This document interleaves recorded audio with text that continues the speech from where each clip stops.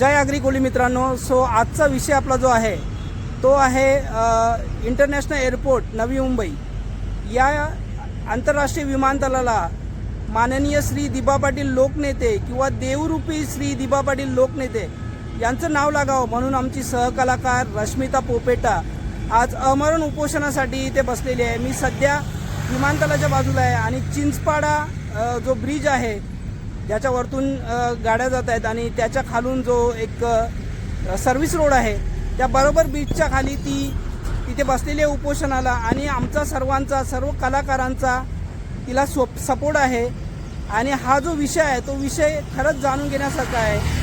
आणि म्हणून आज तिचं जे हे काम आहे ते प्रत्येकाच्या घरोघरी पोचावं म्हणून माझा हा एक छोटासा प्रयत्न आहे. म्हणून हा मी ब्लॉग बनवलेला आहे. सो या ब्लॉगमध्ये काय काय घडत आहे हे नक्की बघा आणि त्याचप्रमाणे तुम्ही सर्वांनी तिला सपोर्ट करा. तिचं काय म्हणणं आहे हे जाणून घ्या. त्यासाठी स्पेशली हा ब्लॉग बनवण्यात येत आहे. सो मला वाटतं तुम्ही रश्मिता पोपेटाला खरंच सपोर्ट कराल आणि याच्या पुढे नक्की बघाल की आज इथे काय हालचाल आहे. आज 24 जून रोजी रश्मिता पोपेटा इथे उपोषणाला बसलेली आहे. चला तर आपण पुढे जाऊन बघूया की तिथे काय हालचाल आहे आणि तिथे सध्या काय घडत आहे. एक राजकीय युनिव्हर्सिटी आहे, कारण की ज्यावेळी त्यांचं आंदोलन सुरू झालं त्याच्यात अनेक हे रत्न तयार झाले. त्याच्यातील एक रत्न आहेत ते म्हणजे निलेश पाटील साहेब. किंवा साहेबांचे जो आंदोलन नावाचा सुरू झाला तिथूनच वेगवेगळे रत्न बाहेर आले आपल्या समाजातील आणि समाजाचं नेतृत्व करायला लागले आणि त्यांच्या भरोश्यावरती आपला समाज पुढे जाणार आहे. तुम्हाला तुमच्या वाटचालीसाठी सुद्धा शुभेच्छा. आपल्या या वस्ती सुद्धा काही पोपेटा यांच्या आंदोलनासाठी समर्थन देण्यासाठी आणि त्यांना पाठबळ देण्यासाठी आशीर्वाद देण्यासाठी उरण नगरपालिकेच्या नगराध्यक्षा सौ भावनाताई घाणेकर या सुद्धा आलेल्या. त्यांना मी विनंती करतो की त्यांनी त्यांचं मनोगत व्यक्त करावं. सकाळी सुद्धा या ठिकाणी आंदोलनाची सुरुवात करण्यासाठी मी आलो होतो. मला तिचा फोन आला त्याच्या आधी मी व्हिडिओ पाहिला होता. रश्मिता या ठिकाणी बसली, तिचं मनापासून कौतुक आणि अभिनंदन करतो आणि तिच्या पाठीशी गांधीला तू उभा राहिलास, तुम्ही सगळेजण उभा राहिला, तुमचं मनापासून कौतुक करतो. काय आहे ही आयव आता बोलली ते तिच्या भावना होत्या, कारण तिने दिबा पाटील साहेबांना जवळून पाहिलं, त्याचा संघर्ष पाहिलाय आणि आज या ठिकाणी रश्मिताचं कुठेतरी युवा पिढीने कुठेतरी अनुकरण करायला पाहिजे, लढलं पाहिजे. लढणाऱ्या लोकांचा इतिहास दिला जातो. मी मगाशी पण सांगितलं की उरण पनवेलला कायम संघर्षाचा वारसा लागलेला आहे. दिबा पाटील साहेबांमुळे आपला सगळा उरण पनवेल रायगड जिल्हा सुजलाम झाला. देशात त्याचा आंदोलन आपण स्त्री गुण हत्येचा उल्लेख केला ते आहेच, पण खऱ्या अर्थाने 84चं आंदोलन लढलं गेलं म्हणून आपण त्या ठिकाणी सुखाची भाकरी करतो. आज गाड्या घोड्याने माड्या आली. त्या असताना हे आयवजी बोलली त्यांच्या पुढच्या पिढीला आपल्या समाजाचं नेतृत्व करण्यासाठी खऱ्या अर्थाने उभं राहिलं पाहिजे. यांचं अनुकरण आणि दिबा पाटील साहेबांचा संघर्षाचा वारसा घेऊन आपल्याला पुढे जायला पाहिजे.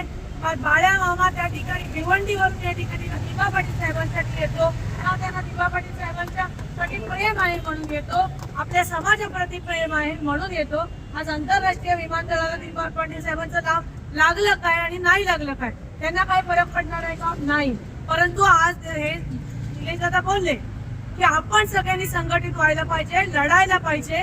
उद्या पुढच्या काळामध्ये एअरपोर्टला नाव लागलं जाईल त्यासाठी आपण लढूच, परंतु पोरांना नोकऱ्या असतील, या ठिकाणी उद्योगधंदे असतील, यासाठी पण आपल्याला एकत्रित यायचं आहे, लढायचं आहे.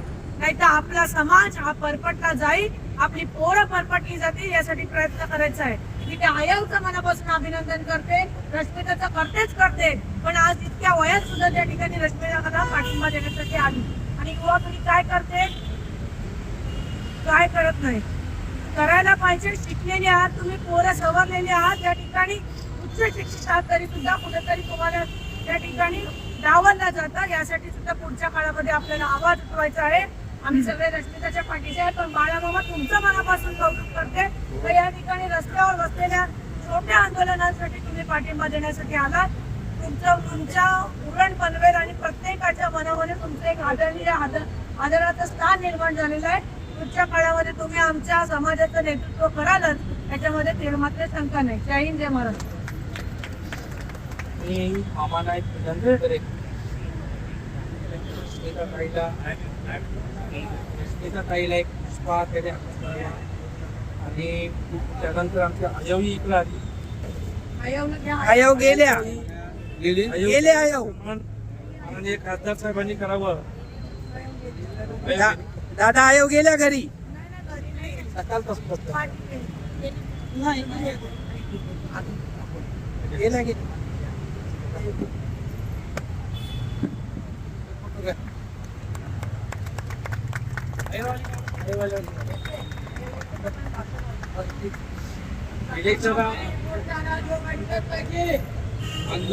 आंदोलन आपण वेगळी वाट आपण बाळ्या मामाचा झेंडा घेतलाय त्याला छेद देत नाही आहोत. बरोबर आम्हाला सांगितल्याप्रमाणेच आपण करतोय. मला 3 महिन्यापूर्वी रश्मिताने सांगितलं की दादा आंदोलन करायचंय. तिला मी म्हटली तुला किती लोकांचं सपोर्ट आहे ते पहिलं बघून घे. कारण आता आम्ही किती आंदोलन करतो आमचे अनुभव सविस्तर आहेत. ऐकतच नाही मग कितीही काही अनुभव घेतले. मग आता आंदोलन करण्याची वेळ आल्यानंतर कुणीही परवानगी देत नाही पोलीस पासून याच्यावर. मग शेवटी मी तिच्या पाठीमागे होतो करू मी पुढे आलो आणि मग त्या सगळ्या काल रात्री परवानग्या घेतल्या आणि आज ते हक्काने बसलेली आहे. तिला तुमचे आशीर्वाद आहेत आणि ह्या आंदोलनाचे उस्मानाचे हे तुम्हालाच करावं लागणार आहे. म्हणून 4 फोन केले आपण आमचा आठ एकच आहे की आम्हाला हे बसवे जे आहेत. आता संजय राऊतच्या भाषेत मी पण बोलू शकतो पण मला नाही बोलायचं आहे. मी त्याच्यापेक्षा वाईट अगदी आहे. पण हे आता काय यांना सांगायचं चालवून घेण्याच्या भाषा करतात. अरे आम्ही वेडे आहोत का? आम्ही वेडे नाही आहोत. पण आज आमचा एक विश्वास आहे आणि मी सगळ्यांच्या वतीनं रश्मिताच्या वतीनं रश्मिताने जर सांगितलं दादा तू कसं दिशा पण माझी एक इच्छा आहे तिला आज जितक्या संघटनांनी आणि कलाकारांनी पाठिंबा दिला आहे खूप सगळ्यांचे आभार मानतो. पण मामा तुम्ही या संदर्भात एकदा ज्यांच्याशी तुम्हाला बोलावं असं वाटेल वरच्या लेवलला ते सगळे अधिकार तुम्हाला आहेत. तुमच्या नेतृत्वाखाली हे आंदोलन आम्ही पुढे न्यायला तयार आहोत. आम्हाला इतर कोणताही नेता नको. सगळ्यांनी आज सरळ सांगितलंय त्या नेत्यां व्यतिरिक्त हे आंदोलन पुढे जायचं आहे. तुम्ही आमच्यातल्या समाजातल्या आणि काहीपेक्षा राजकारणावर लाथ मारणारे तुम्ही आहात आणि म्हणून तुम्हाला सांगतो तुम्ही निर्णय घ्या. पण या आंदोलनात आता मागे करायचं नाही. ते तुमच्या नेतृत्वाखाली पुढे जाऊ दे. तुमचा जसा आम्हाला मार्गदर्शन येईल त्याप्रमाणे आम्ही नेऊ. आता आपण रश्मिता पोपेटा यांच्या या अमरण उपोषणसाठी आवर्जून उपस्थित राहिलेल्या आपल्या समाजातील खासदार आणि समाजातील शेवटचे आशेचे किरण. कारण की दुसरीकडे आम्हाला आशेचं किरण कुठं दिसतच नाही आणि त्यांनी यावेळी आंदोलनामध्ये उडी घेतली त्यावेळी मोठ्या संख्येने समाज त्यांच्या पाठीशी उभा राहिला आणि खरोखरच त्यांनी आंदोलन काय असतं हे दाखवून सुद्धा दिलं. पण मी एक आंदोलक एक कलाकार म्हणून मामा आपल्याला विनंती करतो की बाद झालं आता हे छोटूक छोटे मोठे आंदोलन. एकदाचं जे काय ते मंत्रालयाकडे चला आम्हाला घेऊन. आमच्या गाड्यांमध्ये राख पेट्रोल आहे त्याच्यामुळे तुम्ही जर तसं सांगितलं तर तसं येऊ. जर चालत सांगितलं तर पनवेलवरून आम्ही चालत निघू. पण आम्हाला एकदा तरी मंत्रालय दाखवा. आम्हाला एकदा तरी मंत्रालय दाखवा. तिथे गेल्यानंतर कळणार आहे की नाव भेटल का नाही भेटल. कारण मुंबई हा ग्लोबल शहर आहे इंटरनॅशनल शहर आहे.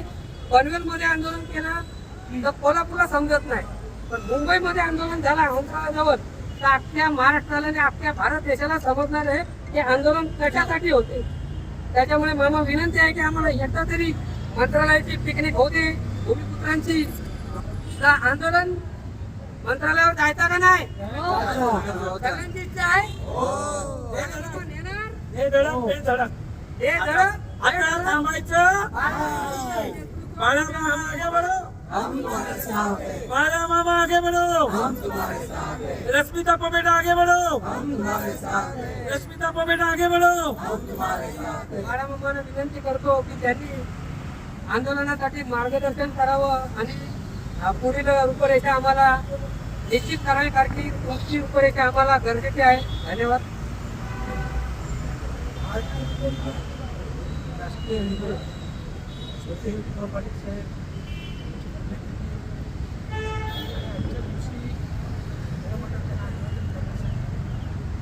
घेऊन आलो.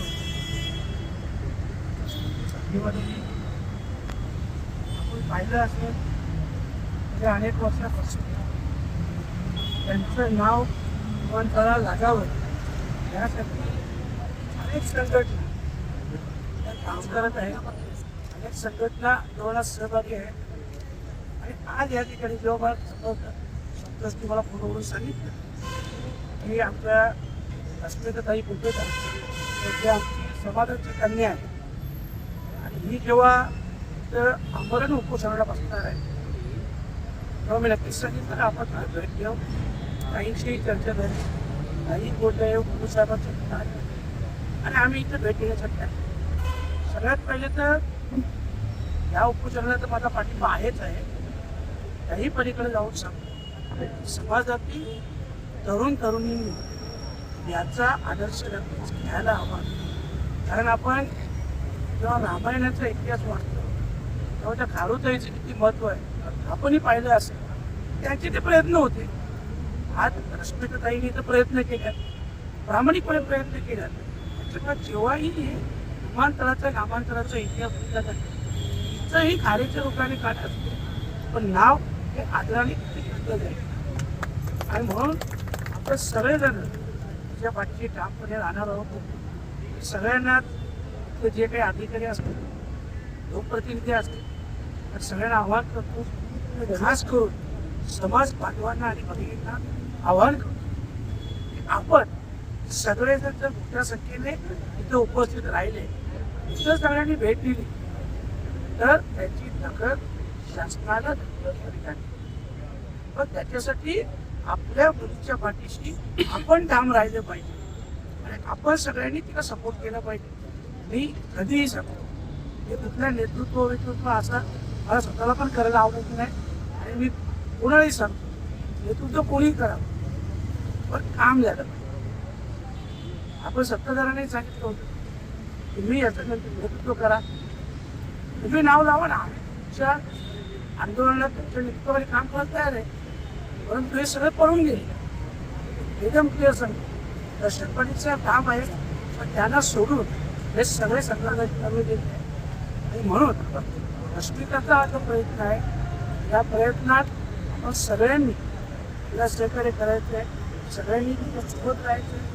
मीही स्वतः आहे आणि हेही मी शब्द देतो तर 2 दिवसात शासनाकडून किंवा कुठल्या जबाबदार लोकप्रतिनिधी मंत्री महोदय असतील यांच्याकडून जर या आंदोलनाची उपोषणाची दखल घेतली गेली नाही तर शनिवारी पुन्हा एकदा तिला पाठिंबा देण्यासाठी तुम्ही उपस्थित असेल तुम्ही बहुसंख्येने असेल तेव्हा हा सगळा रस्ताही बंद असेल सगळं असेल. आणि त्यानंतर येताना 2 दिवसात मी माझी नवी काही ठरले परंतु तुर्तास आज आम्ही सगळे याच्या पाठीशी ठामपणे आहोत. शासनाने संबंधित अधिकारी असतील किंवा मंत्री 2 दिवसात निर्णय घ्यावा. 2 दिवसाच्या अन्यथा समाजाचे सगळे लोक त्याच्या पाठीशी ठामपणे उभे आहेत. आणि मी सगळ्यांना आवाहन करतो की आपण सगळे या आंदोलनात सहभागी होऊ. धन्यवाद. लोकनेते दिवाकरजी साहेबांचा